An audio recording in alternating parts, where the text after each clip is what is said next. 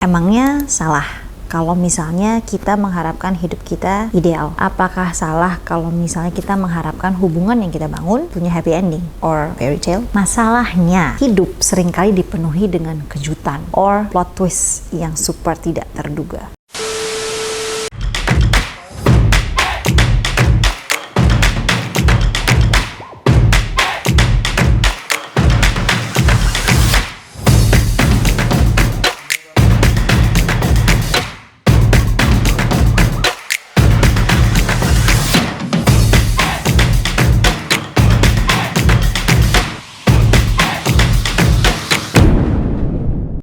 If you have been brutally broken, but still have the courage to be gentle and loving to other living beings, then you're a badass with a heart of an angel. Someone very special, someone that I idolize said this. Sadar gak sih, kebanyakan dari kita, saya salah satunya, dibesarkan dengan ideas of picture perfect life, dengan fairy tale. Entah lewat film yang kita tonton, entah itu romantic movie, comedy movie, or like movie-movie yang lalalen secara nggak sadar memasukkan ideas tentang hidup itu harus demikian, harus indah, harus picture perfect, harus seperti fairy tale, dan harus berakhir dengan happy ending. Yang akhirnya tanpa sadar ini membentuk kita jadi punya ekspektasi yang tidak realistis dan persepsi yang salah baik tentang hidup maupun tentang hubungan. Emangnya salah kalau misalnya kita mengharapkan hidup kita ideal? Apakah salah kalau misalnya kita mengharapkan hubungan yang kita bangun punya happy ending or fairy tale? Masalahnya, hidup seringkali dipenuhi dengan kejutan or plot twist yang super tidak terduga. Nggak peduli di usia berapapun kita, latar belakang pendidikan kita, pekerjaan kita, social or intellectual background kita, intinya dalam kehidupan setiap hari kita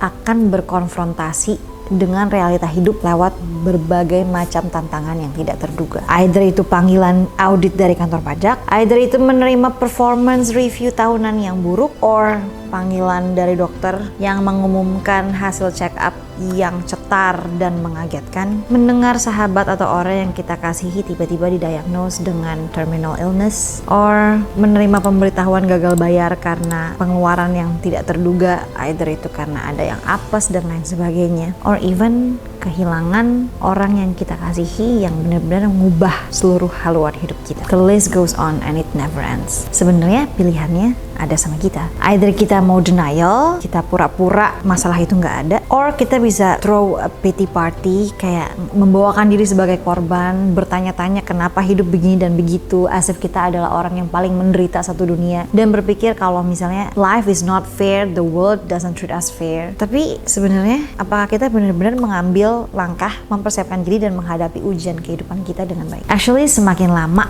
kita keluar dari kehaluannya kita dan menunda untuk memperlengkapi diri kita untuk meet that life's challenge head on, we will flank in life dan gagal dalam ujian. Menariknya, ada orang-orang yang berhasil menghadapi satu titik ekstrim dalam hidupnya hanya untuk gagal di titik lainnya. Ada yang kehilangan akal sehat, ada yang kehilangan jati diri, ada yang mengalami devaluasi moral, dan ada yang benar-benar kehilangan integritinya mereka ketika dihadapkan dalam kesulitan hidup. They're willing to do anything, like literally anything in life to get away from their problem and trying so hard to fix that issues no matter what it cost them. Sometimes in expense of their character. Ada juga yang mungkin gak punya masalah hidup atau kesulitan yang segitunya, tapi karena mereka dipercayakan berkah yang banyak, mereka gagal dalam menangani ujian kesuksesan. Giliran sukses, lupa diri. So would you let what you have or what you gone through define you as a person? Would you let hardship ruin you or refine you? Would you let hardship makes you bitter or better? Because breakdown leads to breakthrough. Di tengah industri yang dengan mudah membuat orang lain atau kebanyakan orang tergelincir dengan gaya hidup yang shallow, yang dangkal, yang superficial, dengan fokus mengejar kesenangan, mengejar dunia, mengejar kemewahan dan kepalsuan, this man stand against all odds. So, the man that I'm talking about, pastinya kalian semua tahu karena lagi rame, filmnya lagi main. This man adalah Keanu Reeves. Despite of the hardship and challenges dalam hidupnya yang dia sudah lalui, dia manage untuk tetap menjadi seseorang yang punya great impact towards his surrounding. He still choose to be loving and gentle ke sekitarnya. Meskipun dia banyak mengalami derita, banyak mengalami duka cita, banyak mengalami tragedi dalam hidupnya. Tapi dia tidak membiarkan tragedi itu mengubah siapa dirinya dari dalam. Mungkin sebagian dari kalian nggak tahu, or mungkin ada juga yang udah tahu. His father was a notorious drug addict that walked out on the family when Reeves was just 3 years old. His father had torn Keanu's family apart, but there was one thing that kept him going. I loved movies. I looked at movies as a kid like a kid would look at a fireman or a policeman. I want to do that. I left home when I was like 17, 18. I got in the car and drove from Toronto to Los Angeles. Alone in Hollywood, Keanu found a brother and fellow actor River Phoenix. Together, they worked towards their Hollywood dreams. I hope something gets out there that is magic, and if not, I'll just be sad and cry. And when Keanu met another rising star, Sandra Bullock, he fell hard. She's a beautiful lady. Such a wonderful energy about her. And excuse us for a moment. Nice blouse. Do you think? Nice. Very cool, huh? How are you? I'm pretty well. Et voila. But this newfound happiness didn't last long. Reeves' best friend, River Phoenix, died of a drug overdose outside of an LA nightclub. River was an extraordinary person. Great heart, great mind, great spirit. Heartbroken, Keanu wasn't able to tell Sandra how he really felt. Never dated him. Really? There's just something about me that I guess he didn't like. She obviously didn't know I had a crush on her either. With his life in pieces, Keanu wanted to create the happy family he never had. And when Keanu fell in love with actress Jennifer Simi, he felt that his life was complete. But suddenly, his world came crashing down. Reeves' then-girlfriend, Jennifer Simi, sadly gave birth to their stillborn child at 8 months. This devastation put a lot of strain on Reeves and Simi's relationship, and the couple broke up several weeks later. I don't have a wife, I don't have kids. Yeah, so that didn't work out. And nothing could prepare Keanu for what happened next. Reeves suffered more heartache when Simi was involved in a tragic car accident which saw her thrown from the vehicle and killed instantly. Reeves was absolutely devastated. After Keanu lost his new family, he focused on the family he had left, taking care of his sick sister.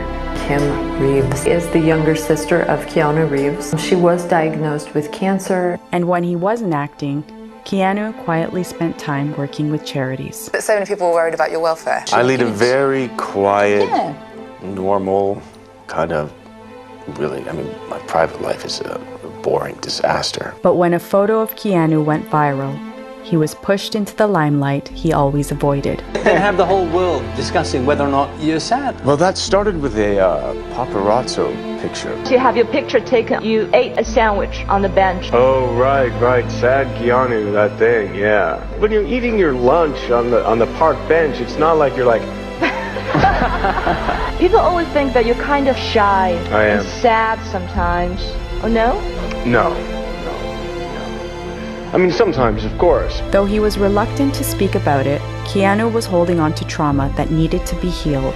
I sit in my kitchen, we're listening to some sad radio, some really sad radio. Just started to think about this poem when you feel sad, but when you do it in like a delicious way. When the hue has gone blue and you can't quite grin and bear it, let this word picture remind you it can always be worse. Semua hardship, semua agonizing pain tadi, grievingnya dia tidak mengubahkan who he is on the inside. Dia tetap berjuang, tetap menjadi dirinya, tetap menjadi seseorang yang loving, yang joyful, yang thoughtful, yang gentle, dan kind. Dia dikenal sebagai one of the nicest men in Hollywood. Bukan karena dia dikenal karena apa yang dia punya, tidak, tapi dia dikenal dari apa yang dia mampu untuk lalui, dia menjadi seperti apa, dan apa yang dia sudah berikan lewat hal-hal simple, lewat amazing gesture yang dia tunjukkan ke orang-orang sekitar dia. Yes, he's filthy rich, but he donates more than $75 million.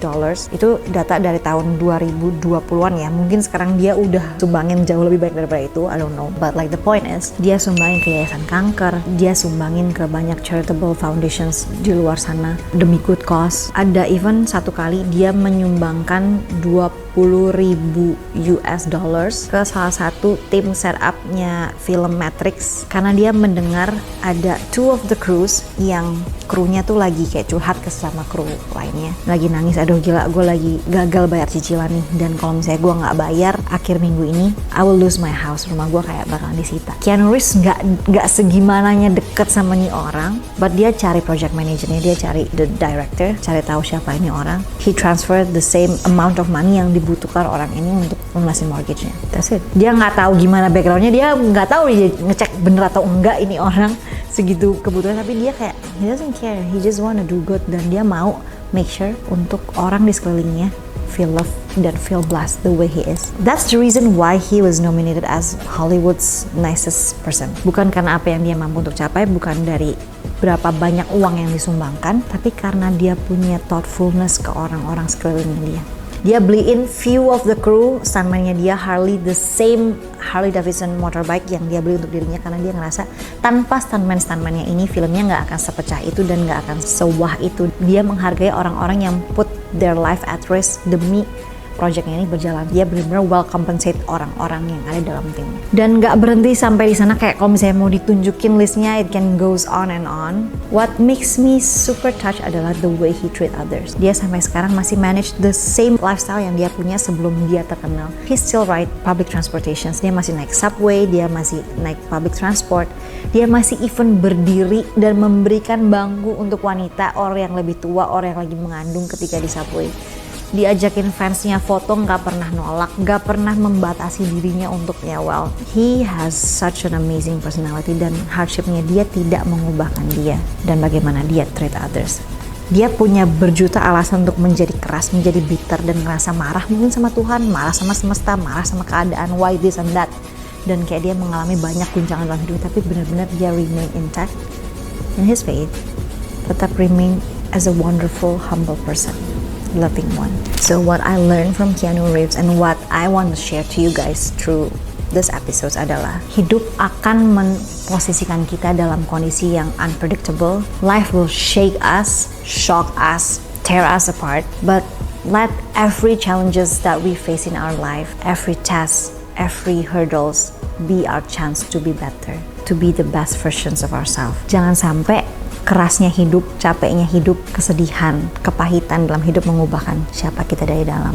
Jangan sampai itu mengubahkan bagaimana kita menunjukkan kasih kita ke orang lain, bagaimana kita menunjukkan sayangnya kita ke orang lain. Jangan sampai itu mengubah meek and gentle spirit in our heart. Let every hardship in life refine us to be the best versions of ourselves. Kita tidak akan pernah bisa memilih ujian apa yang kita akan hadapi dalam hidup. What we can do adalah embrace it and learn from it. Kita selalu bisa memilih bagaimana kita menghadapinya, bagaimana kita meresponnya, dan bagaimana kita bereaksi. Apakah itu akan menjadi pengalaman yang menyedihkan dan membuat kita hancur, atau membuat kita menemukan kekuatan untuk bangkit, menghadapi tantangan, dan mengaktualisasikan potensi terbesar dalam hidup kita.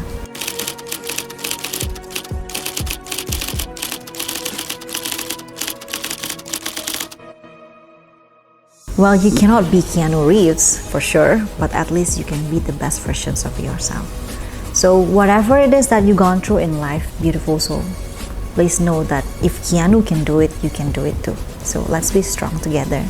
Let's still be loving and gentle, because we are a badass with the heart of an angel. See you on the next episode.